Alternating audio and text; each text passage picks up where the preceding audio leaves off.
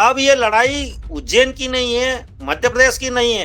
हो सकता है तो इसको आगे पूरे देश के अंदर लड़ना पड़ेगा। सभी सनातनियों को, धर्म प्रेमियों को लग रहा था कि अगला सिंहस्थ कहाँ होगा, या कॉलोनी बन जाएगी, हॉस्पिटल बन जाएंगे, स्कूल बन जाएंगे, धर्मशाला हो जाएगी, अन्य क्षेत्र हो जाएंगे, तो फिर अगला सिंहस्थ कहाँ लगेगा। ये जमीन बचाने की लड़ाई थी, ये धर्म की थी, आस्था का था, सनातन की लड़ाई थी। ये वो सनातन यहाँ खत्म होता हुआ दिख रहा था। जावरा रोड हो, उसके लिए भी किसान आक्रोशित हैं और उसके ऊपर भी सरकार की निगाह तो है, पर जो समाज, किसान समाज इस बार आक्रोशित है, उसका परिणाम उनको देखने वाला था। इसीलिए उन्होंने 2 कदम पीछे हट गए और पूरा ही जो लैंड पुलिंग निरस्त किया गया। नमस्कार, मैं हूं संजीव श्रीवास्तव। आप देख रहे हैं 4PM न्यूज नेटवर्क। मित्रों, मध्य प्रदेश के मुख्यमंत्री मोहन यादव को बैकफुट पर लौटना पड़ा है। वे कहते हैं कि स्वभाव उनका थोड़ा टेढ़ा है, वे जिद्दी किस्म के हैं, ये भी निकल कर आता है, लेकिन उनकी जिद और उनका टेढ़ापन पीछे हो गया है। उनको कहीं अपना जो कदम है पीछे खींचने पड़े, और उसको कदमों को पीछे खींचने के लिए मजबूर किसने किया है? राष्ट्रीय स्वयंसेवक संघ से जुड़े भारतीय किसान संघ और मध्य प्रदेश के किसानों ने। मध्य प्रदेश में लैंड पुलिंग एक्ट को लेकर लंबे वक्त से विवाद चल रहा था, और जो उज्जैन है, जहां सिंहस्थ होना है 2028 में, वहां जो लैंड पुलिंग हो रही थी, उसका जमकर विरोध हो रहा था और किसान सड़क पर थे, और एक के बाद एक उन्होंने अलग अलग तरीके से अपना आक्रोश जो है सामने रखा। वो आंदोलन प्रदर्शन करते रहे, और बीच में ऐसा भी एक वक्त आया, तब लगा कि जब सुलह हो रही, लेकिन सुलह के दौरान जो बातें हुई, वो बातें जब पूरी नहीं हुई, तो किसान जो संघ है भड़क उठा, और भड़कने के बाद फिर उसने मोर्चा खोला, और मोर्चा ऐसा खोला, अब की बार उन्होंने साफ कर दिया था कि जो आ रही है 26 दिसंबर, इससे जो है उज्जैन में डेरा डालो, घेरा डालो आंदोलन शुरू कर दिया जाएगा। और मध्य प्रदेश में अलग अलग जगहों पर आंदोलन प्रदर्शन किसानों के जो रहे, वहां भी ये मसला मामला उठ रहा था। मसला अमित शाह के दरबार तक गया था, दिल्ली पहुंचा हुआ था, वहां से बात बनी नहीं थी। लेकिन जो भारतीय किसान संघ है, वो पीछे हटने को तैयार था नहीं। और अभी मुंबई में उनकी जो राष्ट्रीय कार्यकारिणी चल रही थी, उस राष्ट्रीय कार्यकारिणी में भी 2-2 हाथ के लिए स्पष्ट तौर पर घोषणा कर दी गई। तो कुल मिलाकर जो ये मध्य प्रदेश की सरकार है, मोहन यादव हैं, जो खुद को कहते हैं कि वो थोड़े टेढ़े स्वभाव के हैं, उन्होंने वो जो लैंड पुलिंग एक्ट से जुड़ा पूरा का पूरा जो एक मसौदा था, उनका जो पूरा का पूरा आदेश था, सरकार ने वापस ले लिया। तो ये जो आदेश वापस हुआ है, इस आदेश के वापस होने के क्या कुछ मायने हैं? जो किसान संघ है, जो मध्य प्रदेश इकाई है, मध्य प्रदेश इकाई के जो अध्यक्ष हैं कमल सिंह आंजना, हम चलेंगे उनके पास, उनको जोड़ेंगे, उनसे बातचीत करेंगे, उनसे जानने का प्रयास करेंगे कि जो ये आदेश हुआ, इससे वो कितने संतुष्ट हैं, कितना भरोसा उनको है। चलते हैं सीधे कमल सिंह आंजना के पास। पहचान गए होंगे, आंजना साहब हैं आप, और आप ये जो भारतीय किसान संघ के प्रदेश अध्यक्ष हैं। मैं बहुत स्वागत करूंगा आपका आंजना साहब, और शुरुआत यहीं से करना चाहूंगा कि ये जो जी जी जी आदेश जी, आया नमस्कार। है, पहले तो आप लोगों को बधाई। आप लंबे वक्त से एक संघर्ष कर रहे थे, और संघर्ष का कहीं ना कहीं कुछ परिणाम हुआ। और जो, जैसा मैंने अपने इंट्रो में कहा कि मुख्यमंत्री जी कहते हैं मेरा स्वभाव थोड़ा टेढ़ा है और मैं जिद्दी किस्म का हूं, ये भी निकलता है। तो आपने कैसे झुका, कैसे लिया, क्या है ये, घुटनों पर कैसे ला दिया सरकार को? यहीं से शुरुआत, अंजना साहब। क्या है कि सरकार जो है, सरकार की तो नाक कटी होती है। इतना बड़ा जो समाज है उसको लेकर चलना है, तो कहीं 2 कदम आगे रखते हैं तो कहीं 2 कदम पीछे भी हटना पड़ता है। पर जैसा कहते हैं कि माननीय मुख्यमंत्री जी अ, मतलब जिद्दी हैं, आपने जैसा बताया, बड़े तटस्थ हैं, तो वो तो होना भी चाहिए। कुछ कामों के लिए जिद करना पड़ेगी, अच्छे कामों के लिए जिद भी करना पड़ती है। तो जिद करना भी एक अच्छा काम है, पर देखते हैं कि जब समाज सामने आ रहा है, समाज को ज़्यादा उसके नुकसान है, तो वहाँ पीछे भी हटना चाहिए। ऐसा और हमने क्या किया, संवाद, दबाव और जनमत, तीनों मोर्चों पर हमने काम किया, और उसी के आधार पर सरकार को पीछे हटना पड़ा और लैंड पुलिंग निरस्त करना पड़ी। तो अब जो ये ऑर्डर आया है कमल जी, ये ऑर्डर आप इससे संतुष्ट हैं? ये ऑर्डर आपका जैसी आपकी मंशा थी, जैसा आप चाहते थे वैसा है? तो क्योंकि पिछली बार हुआ हाँ। था जब आप मुख्य सचिव भी थे, भारतीय जनता पार्टी के प्रदेश अध्यक्ष भी थे, सबकी मौजूदगी में जो वहां समझौते जैसी बात हुई थी और बाद में आदेश तो कुछ और निकला था, इससे आपको और आप लोग आक्रोशित हुए थे। तो अब जो आदेश निकलकर सामने आया है, ये आदेश आपकी मंशा के अनुरूप है? आप जैसा चाहते थे वैसा हो पाया है कि इसमें अभी भी कुछ इफ एंड बट देखते हैं? क्या है कि भारतीय किसान संघ ने 14 तारीख को जो बड़ी बैठक करी, पूरे तहसील अध्यक्ष और मंत्रियों को बुलाया, उससे ऊपर के सारे जिले, संभाग, प्रांत सब पदाधिकारी इकट्ठे हुए, सभी ने एक स्वर में कहा कि अब की बार लड़ाई जो लड़ी जाएगी, वो वार्ता या संवाद के आधार पर नहीं लड़ी जाएगी। इसका लिखित में आदेश आना चाहिए और उस लिखित आदेश के आधार पर हम उसको मान्य करेंगे। तो जैसे ही चर्चा चली, लगातार संवाद चल रहा था, संपर्क चल रहा था, उसके आधार पर हमने उस आंदोलन को उस ओर ले गए कि भई अब लिखित में कागज चाहिए। जब 26 तारीख को हम बैठने वाले हैं तो लिखित में होगा जब ही उठेंगे। तो सरकार हमारी मंशा को, किसान समाज की प्रतिक्रिया को जान चुकी थी और लग रहा था उनको कि अब बवंडर होगा। अब जो धरने प्रदर्शन होंगे वही नहीं होगा, अब बवंडर हो सकता है, क्योंकि किसान के लगातार यहाँ पर उज्जैन जिले के अंदर लगातार ग्रीनफील्ड रोड हो, कल भी काले झंडे लेके 500 किसान आए थे, या जावरा रोड हो, उसके लिए भी किसान आक्रोशित हैं और उसके ऊपर भी सरकार की निगाह तो है, पर जो समाज, किसान समाज इस बार आक्रोशित है, उसका परिणाम उनको देखने वाला था। इसीलिए उन्होंने 2 कदम पीछे हट गए और पूरा ही जो लैंड पूलिंग निरस्त किया गया। बिल्कुल। और दूसरी नहीं थी, लेकिन जो ये धरती और धर्म की लड़ाई थी, ये जमीन बचाने की लड़ाई थी, ये धर्म की थी, आस्था का था, सनातन की लड़ाई थी ये। वो सनातन यहाँ खत्म होता हुआ दिख रहा था। सभी सनातनियों को, धर्म प्रेमियों को लग रहा था कि अगला सिंहस्थ कहाँ होगा, यहाँ कॉलोनी बन जाएगी, हॉस्पिटल बन जाएंगे, स्कूल बन जाएंगे, धर्मशाला हो जाएगी, अन्न क्षेत्र हो जाएंगे, तो फिर अगला सिंहस्थ कहाँ लगेगा। ये लड़ाई थी। बिल्कुल, बिल्कुल। नहीं लेकिन जो अब तक की कार्रवाइयाँ हो चुकी थीं, हो चुकी हैं, उन्हें लेकर किस तरह का अभी दृश्य है? क्योंकि कई चीज़ें तो अनाउंसमेंट्स हो चुका है कि ये हम करेंगे, ये हम करने वाले हैं, ये है। तो सारा कुछ निरस्त हो जाएगा ऐसा आप मानकर चल रहे हैं? सब कुछ आपको लग रहा है? क्योंकि आपने देखा है आप जब बैठे थे जैसा आप ही ने कहा था कि हमारे साथ में चीटिंग नहीं हुई, हमारे साथ धोखाधड़ी नहीं हुई, मुख्य सचिव के साथ धोखाधड़ी हुई, भारतीय जनता पार्टी के प्रदेश अध्यक्ष के साथ धोखाधड़ी हुई, जो मुख्यमंत्री ने हमें जुबान दी थी। तो अभी कितना आप आशान्वित हैं? सबसे बड़ा सवाल ये है कमल जी। नहीं, हम तो पूरे आशाविंत हैं और हम तो पूरी ताकत के साथ खड़े हैं। हमें क्या है, जिस दिन ये पलटेंगे उस दिन तो हम डाल ही देंगे डेरा। अब कोई समय देने वाले भी नहीं है, समय की पाबंदी नहीं है कि 7 दिन देंगे, 10 दिन देंगे, 4 दिन देंगे, 2 दिन देंगे। हमने तो 26 तारीख को हमारा जो यहाँ पर किसान मिलन का कार्यक्रम तो होगा ही, और हम किसान को जागृत करे हुए हैं, वो कहीं सो नहीं जाए, इसलिए किसानों को जागृत करने की हमारी नित्य काम चल रहा है और उसके पीछे हटने वाले नहीं है। किसान को रोज लोटा रहता है, उसको जैसे रगड़ते हैं वैसे रोज रगड़ रहे हैं हम, और किसान बिल्कुल साथ में है।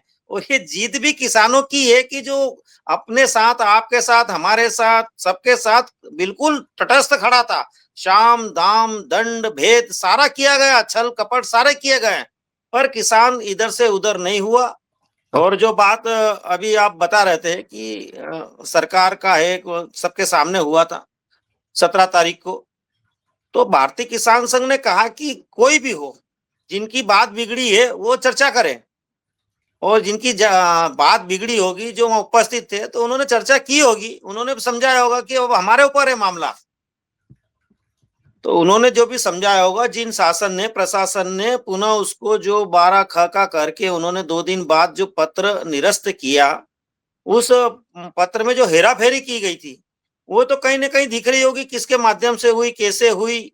उसकी सरकार का है कि ऐसे लोगों को देखना चाहिए और उन पे कार्रवाई करना चाहिए कि जो बात होने के बाद भी उसमें हेरा-फेरी की गई है।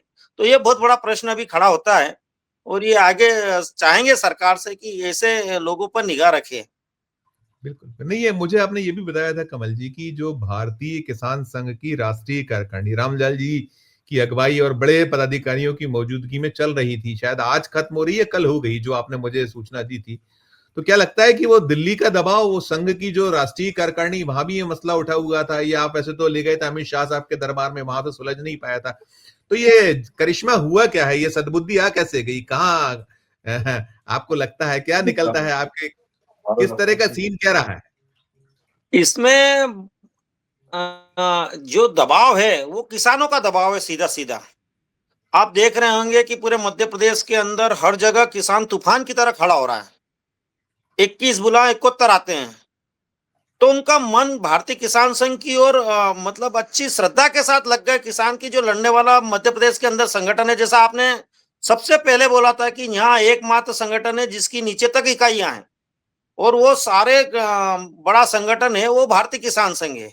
और आज मध्य प्रदेश का सबसे बड़ा, जिसमें 12-13 लाख सदस्यता है, वो भारतीय किसान संघ है। हर गांव गांव में समितियां हैं।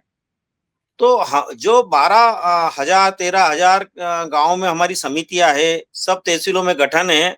तो ये ताकत सब सरकार को दिख रही थी।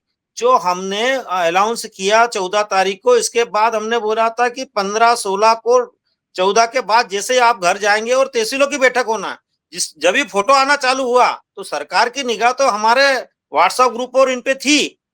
तो उन्होंने तुरंत उसको उठाया और देखा कि ये तो सब अब बूम बनने वाला है पूरे प्रदेश के अंदर।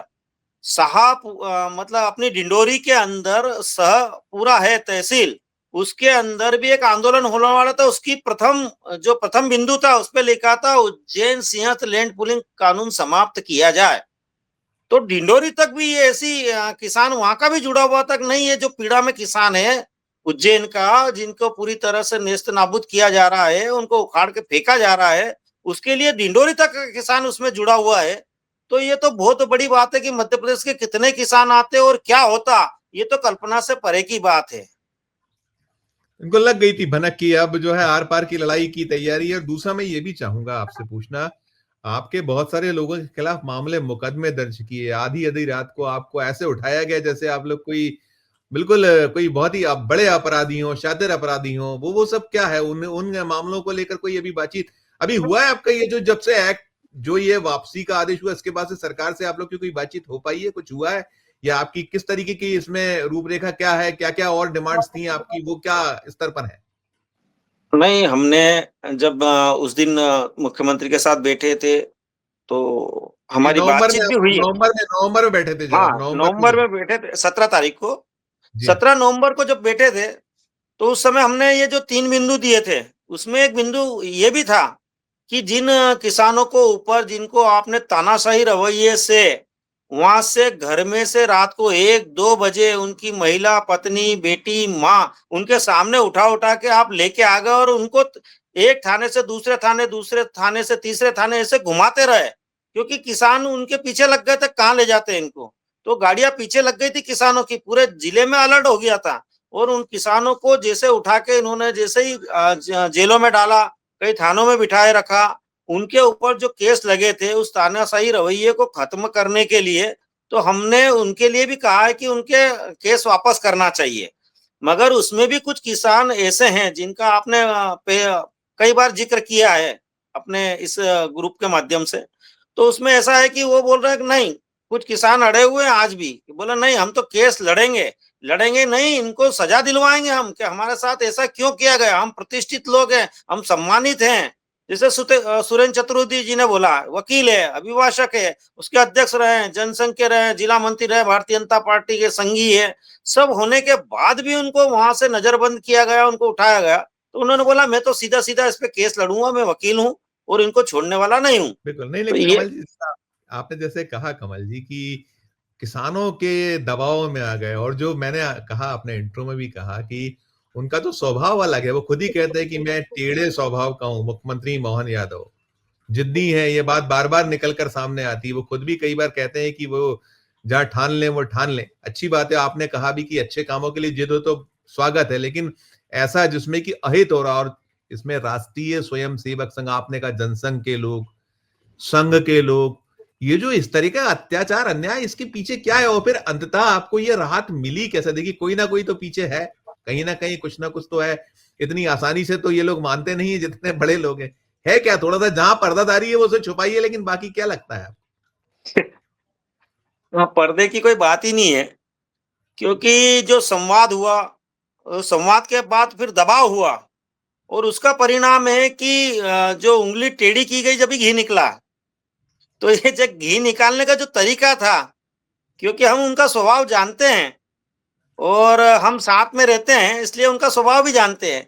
वो स्वभाव के अनुसार ही हमने लड़ाई लड़ी है इसको, कि उनको कैसे बेक किया जाए। तो मुझे जैसे को लगता है तैसा, कि जैसे को तैसा, इस तरीके की लड़ाई थी आपकी? जी, जी, जी। कि जैसे के साथ तैसा लड़ा जाए, जैसा युद्ध हो रहा है वैसा युद्ध लड़ा जाए। तो ये जो हमने 3 प्रकार इसमें अपनाए थे। एक जनमत वाला जो था कि सब लोग आएँ, उनके विधायक थे जो यहाँ के बड़े उनके चहेते हैं, उसी क्षेत्र के हैं, वो भी मैदान में आए। तो दबाव तो स्वाभाविक है कि जब विधायक आने लगे, पूर्व विधायकों भी मैदान में खड़े थे, पूर्व मंत्री खड़े थे, आंदोलन के समय तो अब लग रहा था कि पूरा का पूरा भारतीय जनता पार्टी, कांग्रेस पूरी खड़ी थी सामने, वो उन्होंने भी आंदोलन प्रदर्शन किए, तो पूरा जनमत तैयार हुआ है जो। और कई समाजों के पत्र आए थे, अखाड़ों के पत्र आए थे जो आपने वायरल करके दिखाए हैं। तो ये सारा जो घटनाक्रम हुआ उससे सरकार को लगा, वो सरकार को ही नहीं लगा, संगठन को भी लगा। जो कि संगठन के मुखिया होने के नाते वहाँ उपस्थित है, उनको भी लगा कि यार एक बड़ा बूम खड़ा हो रहा है और उस बूम को उन्होंने स्वीकार करते हुए और इस आदेश को वापस लिया उन्होंने। तो मुझे जहाँ तक लगता है ये ऐसा। जरूर थोड़ा सा बताइए कि दिल्ली का इसमें किसका रोल, आप मतलब माँ इशारों में, संकेतों में जो बता सकते हो कि दिल्ली ने कहा किस लेवल से राहत मिल पाई, दिल्ली में क्या निकला वहां से? देखिए भाई साहब कि क्या है कि दिल्ली में हमारी जो टीम है, दिल्ली अलग बात कर रही थी, भोपाल अलग कर रही थी, मैदान में अलग कार्यकर्ता थे। तो ये जो लड़ाई थी दिल्ली में, माननीय मोहिनी मोहन जी मिश्र है, श्री दिनेश जी कुलकर्णी, ये दिल्ली की लड़ाई लड़ रहे थे। वो लगातार अपडेट कर रहे थे कि ऐसी बात हुई है, ये बात हुई है, वो बात हुई है। और जैसा कि आपने बोला कि मुंबई में जो बैठक चल रही है हमारी प्रदेश की, देश की कार्यकारिणी राष्ट्रीय की, राष्ट्रीय कार्यकारिणी, नेशनल राष्ट्रीय कार्यकारिणी एग्जीक्यूटिव। की। हाँ, हाँ, जी, राष्ट्रीय कार्यकारिणी की। तो उसके अंदर भी ये मसौदा आया कि अब ये लड़ाई उज्जैन की नहीं है, मध्य प्रदेश की नहीं है। हो सकता है तो इसको आगे पूरे देश के अंदर लड़ना पड़ेगा। ये मोहिनी मोहन जी ने स्पष्ट कह दिया उस बैठक के अंदर भी। तो कहीं से वहां से भी इनपुट इनको मिले हैं, क्योंकि खुफिया पूरा तंत्र मध्य प्रदेश का किसान संघ पर निगाह डाले हुए हैं और हर जगह वो छोटी मोटी बैठकों में उपस्थित रह रहे हैं। अभी अभी यहाँ कार्यालय पे बैठक चल रही है, तहसील को 26 तारीख को लेकर बड़ा कार्यक्रम होने वाला है किसानों को लेकर, यहाँ उज्जैन में उसी कार्यक्रम के निमित्त। तो वो सब लगे हुए हैं, तो खुफिया तंत्र भी पूरा लगा, सरकार पूरी लगी हुई है कि उनकी हर हरकत पे हमारी निगाह है उनकी। तो ये एक दबाव भी उनमें काम आया। राइट। कमल जी, ये और जानना चाहूंगा आपसे कि आपने कहा था पिछला, जब मैंने आपसे इंटरव्यू किया था, आपने कहा इस पूरे मामले में 20,000 करोड़ रुपए का खेल है, खेल करने वाले, और फिर उसको और दूसरे तरीकों से जोड़ा जाए तो वो 30,000 करोड़ तक भी जाना है। तो जो जिनके ये हित आपने, जो जो ये लैंड माफिया है, जो भू माफिया है, इन सब का अब ये तो दुश्मन बना लिया है आपने इन सब का। ये कैसे खामोश बैठेंगे? इनको लेकर क्या तैयारियां हैं आपकी? क्योंकि सब आप सारा का सारे लोग निशाने पे तो होंगे इन सब के कि आपने इनका 20-30 हजार करोड़ का खेल खराब कर दिया। नहीं, अब जिनका खराब हुआ है वो तो मार्च में दिख जाएगी, क्योंकि सब रजिस्ट्रियां किनारे आ जाएगी मार्च में। तो अब जिनका हित हुआ, जमीन तो उनके पास बचेगी, पर विकास नहीं होगा उनपे। ये हमारे ध्यान में आ रहा है और आपके भी ध्यान में आ रहा है कि अब इस प्रकार का कोई विकास नहीं होना है वहां पे। जमीन तो रहेगी उनके पास, तो अब जमीन पे बढ़िया वो सिंहस्थ लगा, वो साधु संतों की सेवा करे, ये उनके लिए बचा हुआ है। और उनके भाग्य में है कि उनने जमीन ले ली, पैसा तो बिगड़ गया, पर साधु सेवा करने का उनको मौका मिल जाएगा। कितनी बड़ी खरीद फरोख्त हुई होगी जमीनों की? जो आप लोग के पास इनपुट्स हैं, क्या है इनपुट्स आपके पास? हम तो ये कहते हैं कि भूमाफिया से उनको किसान बना दिया या हमने। अब बहुत वो सुंदर। भूमाफिया से किसान बन गए हैं, तो ये हमें किसान समाज में उनका स्वागत है। बहुत सुंदर, बहुत सुंदर। और आपका जो 26 तारीख का जो आयोजन, 26 से आप शुरू करने वाले थे, वो डेरा डालो घेरा डालो, तो चूंकि अब हो गया है, आप इसे संतुष्ट दिखते हैं, मुझे लगता है जो आदेश आया है इससे आप लोग, किसान संघ संतुष्ट है ऐसा लगता है। तो अब 26 का आपका क्या तैयारी होगी उस दिन? क्या अब हो गया सब स्थगित, या कुछ उस दिन कोई सांकेतिक या कुछ आप अपना जश्न मश्न मनाने की तैयारी में है? अंतिम सवाल मेरा। 26 तारीख को जो तारीख हमने घोषित की थी, हम जो भी तारीख घोषित कर देते उस दिन कार्यक्रम करते ही हैं। और हमने 26 तारीख तय की है तो कार्यक्रम तो होंगे, क्योंकि हमारे जो केंद्रीय नेतृत्व है उनके तो सारे कार्यक्रम बने, तो उनका उज्जैन आना कार्यक्रम है। तो उसके निमित्त हम 2-3 हजार किसानों का कार्यक्रम उज्जैन के अंदर करने वाले हैं उस दिन। क्या प्रोग्राम होने वाला है उस दिन? उस दिन किसान मिलन समारोह रहेगा।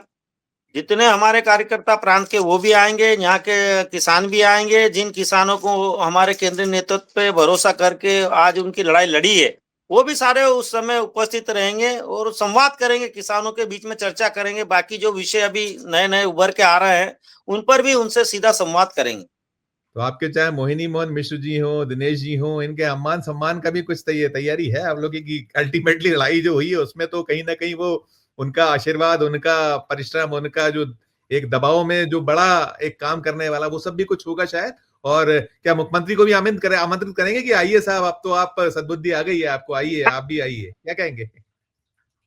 नहीं नहीं, हम मुख्यमंत्री जी को आमंत्रित नहीं कर सकते, क्योंकि हम गैर राजनीतिक राष्ट्रवादी लोग हैं।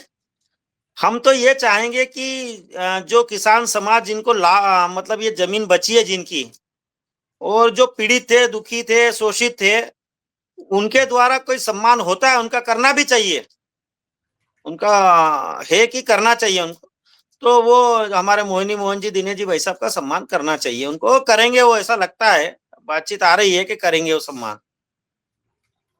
चलिए, आपको पुनः बहुत बहुत शुभकामनाएं, बहुत बहुत बधाई, जो आपने एक जबरदस्त संघर्ष किया और संघर्ष करके आप एक जिद्दी मुख्यमंत्री को कहीं झुकाने में, सरकार को कहीं उसको राह पर लाने में कामयाब हुए किसान।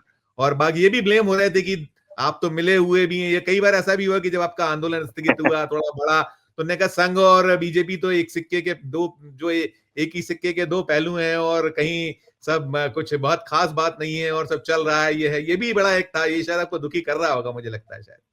हाँ, इसने बीच में हमको कुछ दुखी किया था मन को, क्योंकि हमारी योजना बन रही थी। आपको बताया था हमने, आपने प्रश्न आ रहा था कहीं पीछे हट गया या बैक होगा, तो हमारी सब योजना बन रही थी उस समय कि अब किस प्रकार से लड़ना है।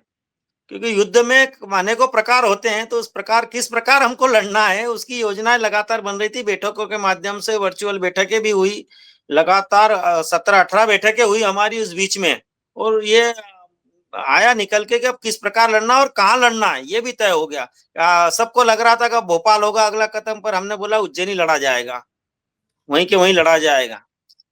नहीं, ठीक ठीक है, आपको मैं पुनः पुनः बधाई दूंगा। आप पूरी की पूरी, आपके चाहे धन्यवाद। किसान हो या आपके किसान हो, अंततः आप अपने जो एक संकल्प लेके चले थे वहां, उसको पूरा करने में सफल हुए, और शायद ये स्थिर रहे आगे, और कोई आपके साथ छल ना हो, छलावा ना हो, यही शुभकामनाएं दूंगा। बहुत बहुत शुक्रिया, बहुत बहुत आभार बातचीत करने के लिए। बहुत धन्यवाद। शुक्रिया। धन्यवाद। तो मित्रों, आप सुन रहे थे ये जो भारतीय किसान संघ के मध्य प्रदेश इकाई के अध्यक्ष कमल सिंह अंजना जी, जो साफ तौर पर कह रहे थे कि हम केवल और केवल अपने लक्ष्य पर स्थिर थे, और हमारा तो जो लक्ष्य था कि ये जो हो रहा है, जो अन्याय है, ये ना हो, और जो सिंहस्थ का मूल स्वरूप हो, उससे छेड़छाड़ ना हो।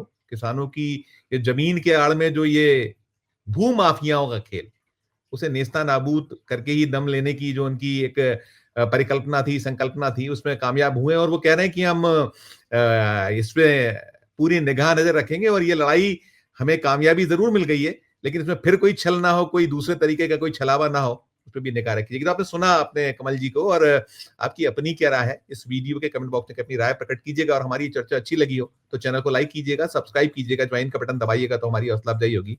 प्यारो इस्तेमाल रखिए और देखते रहिए 4 PM न्यूज नेटवर्क। धन्यवाद, नमस्कार।